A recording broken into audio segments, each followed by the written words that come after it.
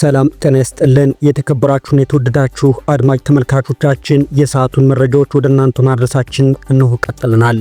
የዲሞክራቲክ ሪፐብሊክ ኦፍ ኮንጎ ፕሬዝዳንት ከኤም23 አማጽያን ጋር ለመደራደር ሊቀመጡ መሆኑ ተሰምቷል። ከ12 ዓመታት በላይ ከመንግስት ጦር ጋር ውጊያ ላይ የሚገኘው የኤም23 አማጺ ቡድን በምስራቃዊ ኮንጎ ይዞታውን እያጠናከረ ይገኛል። የዲሞክራቲክ ሪፐብሊክ ኦፍ ኮንጎ ፕሬዝዳንት ፌሊክስ ቲሺሴኬዲ በሩዋንዳ ከሚደገፉት የኤም23 አማጽያን ጋር ለመደራደር እያጤኑ እንደሚገኙ እየተዘገበ ይገኛል። በምስራቃዊ የሀገሪቱ ክፍል በውጊያ ካሉት አማጽያን ጋር ለመደራደር ለረጅም ጊዜ ፈቃደኛ ሳይሆኑ የሰነበቱት ፕሬዝዳንቱ ተከታታይ ሽንፈትና የቀጠናው ድጋፍ እየቀነሰ መምጣት እንደገና እንዲያስቡ አስገድዷቸዋል እየተባለ ነው። ኤም23 ወይም የማርች 23 ንቅናቄ በማዕድን በበለጸገችው ምስራቃዊ ዲሞክራቲክ ኮንጎ ከሚንቀሳቀሱ ከ100 በላይ ታጣቂ ቡድኖች መካከል አንዱ እንደሆነ ይነገርለታል። በሩዋንዳና በኡጋንዳ አዋሳኝ አካባቢዎች በሰሜን ኪቩ ግዛት ውስጥ የሚገኘው ታጣቂ ቡድኑ ከ8000 በላይ ተዋጊዎች እንዳሉት የተባበሩት መንግስታት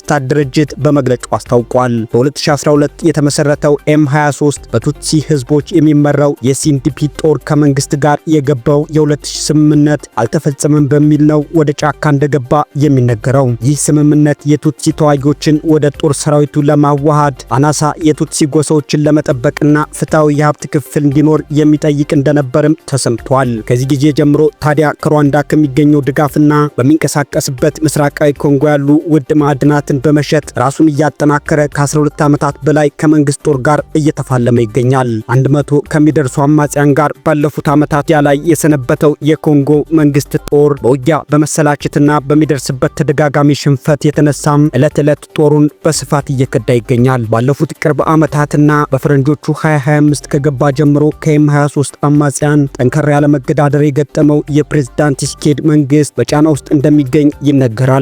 አስተዳደሩ የተለያዩ ሀገራትን ድጋፍ ቢጠይቅም በሩዋንዳ ላይ ዓለም አቀፉ ማህበረሰብ ጫና እንዲያሳደር ተደጋጋሚ ጥያቄ ቢያቀርብም በጦርነቱ ውሎ ላይ ይህ ነው የሚባል ለውጥን መመልከት አልተቻለም። ይህን ተከትሎም ከዚህ ቀደም ከአማጽያኑ ጋር ለድርድር መቀመጥ የማይታሰብ መሆኑን ከመግለጽ ለዘብ በማለት ለድርድር ሊቀመጡ በዝግጅት ላይ እንደሚገኙም ነው የተነገረለት። ጎረቤት አንጎላ በመጪው ሳምንት የኮንጎና የኤም23 ተደራዳሪዎች በዋና ከተማዋ ቀጥተኛ ድርድር ለማድረግ ይቀመጣሉ ስትል አስታውቃለች። የፕሬዝዳንቱ አስተዳደር ስለ ድርድሩ እስካሁን በይፋ ያስታወቀው ነገር ባይኖርም ሶስት የመንግስት ምንጮች ለማክሰኞው ድርድር የልዑካን ቡድን እንደሚላክ ሮይተርስ በዘገባው አስፍሯል። የኮንጎ ጦርና አጋር ኃይሎች ለአማጽያኑ ግስጋሴ እየሰጡት ያለው ምላሽም በተዳከመበት በዚህ ወቅት የቀጠናው ሀገራትና ባለብዙ ወገን ድርጅቶች መደራደር ብቸኛው መፍትሄ እንደሆነም እየተናገሩ ይገኛሉ።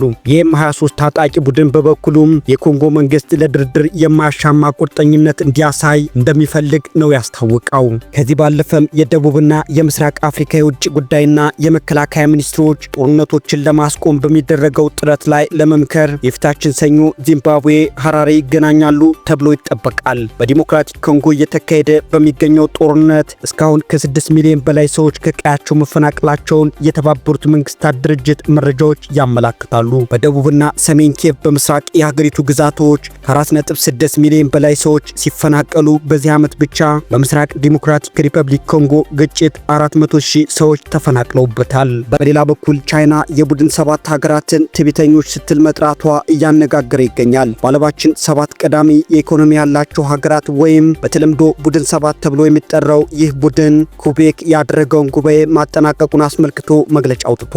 በውጭ ጉዳይ ሚኒስትሮች የተወከለው ይህ ጉባኤም ቻይና በእስያና አውሮፓ እያደረገች ያለውን እንቅስቃሴ ኮንኖ አሁን ላይ ይህን ለመግታት እንቅስቃሴ እያደረገ እንደሆነም ተገልጿል።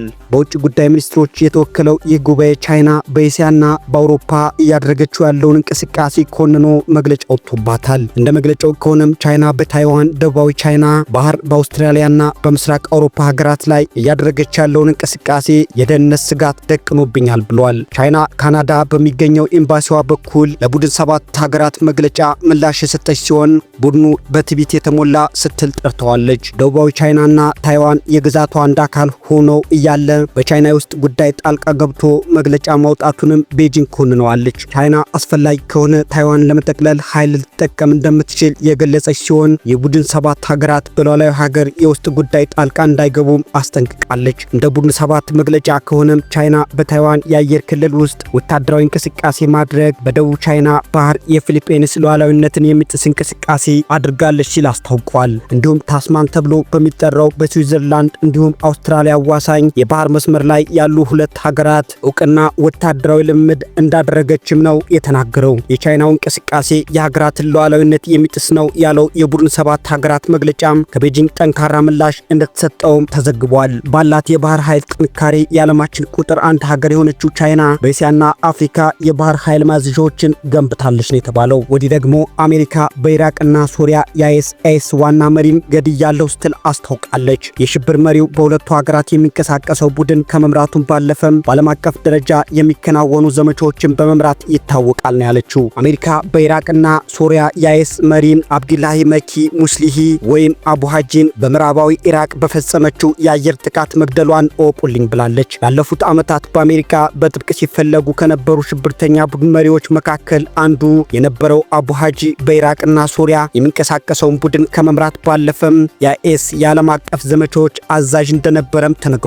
የአሜሪካው ማዕከላዊ ኮማንድ ወይም ሴንትኮም ከኢራቂ መረጃና የደህንነት ኃይሎች ጋር በመተባበር በአልአንባር ግዛት በተፈጸመ የአየር ጥቃት መሪውን መግደሉን ስለ ዘመቻው ባሰራጨው መረጃ ላይ ጠቅሷል። በመግለጫው አክሎም ጥቃቱ በተፈጸመበት ግለሰቡ በሚጠቀምበት ተሽከርካሪ ውስጥ በተደረገ ምርመራ ያልፈነዳ የአጥፍቶ ጠፊ ቦምብ የታጠቁ ሁለት አስክሬኖች መገኘታቸውንና የአቡ ሀጂን አስክሬን በዲኤንኤ ምርመራ መረጋገጡን ገልጿል። የማዕከላዊ እዙ አዛዥ ጀነራል ማይክ ኤሪክ በሃዲጂ ላይ የተፈጸመው ዘመቻን አስመልክቶ በሰጡት ማብራሪያም አቡ ሀጂ በዓለም አቀፍ የአይኤስ መዋቅር ውስጥ በጣም አስፈላጊ ከሆኑት አባላት አንዱ ነበር ብለዋል።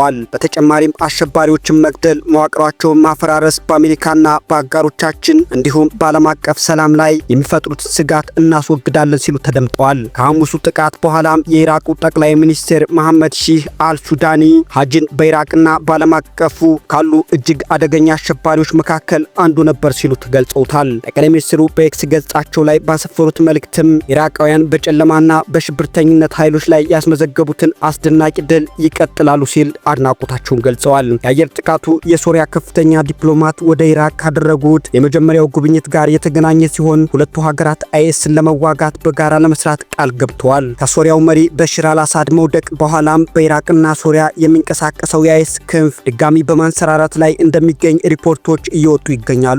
አሜሪካና ኢራቅ በመስከረም 2025 በኢራቅ የሚንቀሳቀሰውን የአይኤስ ለማጥፋት የጋራ ወታደራዊ ተልዕኮ ለመምራት ስምምነት ላይ ደርሰዋል። አድማጭ ተመልካቾቻችን የሰዓቱ የትንታኔ ዘገባችን ይህንን ይመስል ነበረ።